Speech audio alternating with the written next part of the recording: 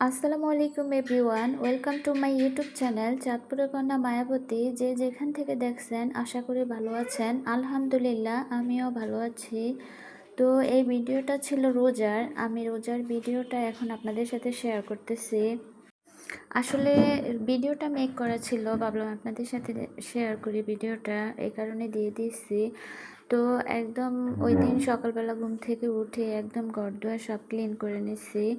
সব কিছু ক্লিন করলে আসলে ভালো লাগে, তাই আগে আগে সব কিছু ক্লিন করে নিয়েছি। আর রোজার দিন তো আর সকালবেলা অত একটা কাজ থাকে না।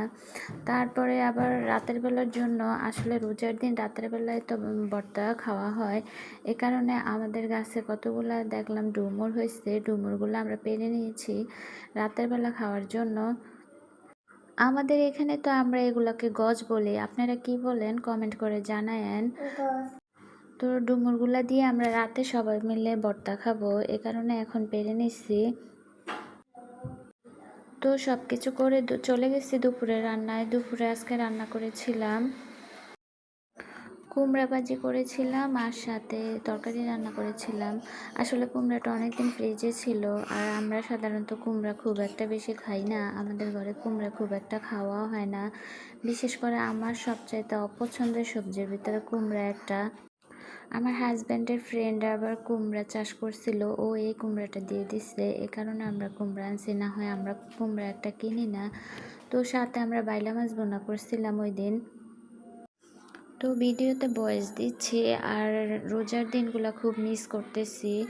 আমার রোজার দিনে সবচেয়ে স্পেশাল জিনিসটা হচ্ছে ইফতারি। ইফতারি আমার অনেক পছন্দ, অনেক ভালো লাগে। যদিও রোজার পরে অনেক খাওয়া হয়, বাট তখনকার ওই স্মেলটা আর এখন হয় না, বা তখনকার ওই যে আনন্দটা এখন আর সেটা পাই না।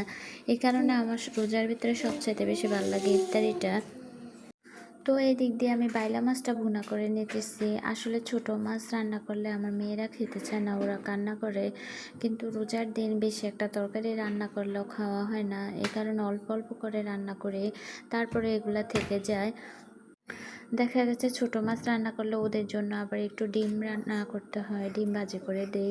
তারপর ওরা ভাত খায় না, হয় ওরা খেতে চায় না মাছ। বিশেষ করে বেলে মাছ তো আমার অনেক বেশি পছন্দ। তো এই যে আমরা রাতের বেলায় সবাই মিলে এখন ডুমুরগুলা ভর্তা করব, সাথে অ্যাড করব টমেটো এবং তেঁতুল। তো আমরা সবাই মিলে এখন এগুলা কাটাকাটি করতেছি। আসলে সবাই মিলে একসাথে ভর্তা খাওয়ার মজাই আলাদা, একা একা খেতে ভালো লাগে না। তাই আমরা সবাই মিলে এখন এগুলা কাটতেছি। রোজার দিনে ভর্তা তো রাতের বেলায় খাওয়া হয়, এই কারণে মানে রোজা রেখে সারাদিন এগুলা হঠাৎ করে খেলে ভালো লাগে। তো আমার ভিডিওটা আজকে এ পর্যন্তই। সবাই আমাদের জন্য দোয়া করবেন, অবশ্যই আমাদের পাশে থাকবেন, লাইক এবং কমেন্ট করবেন। ভিডিওগুলো যদি ভালো লাগে অবশ্যই শেয়ার করবেন। আল্লাহ হাফেজ।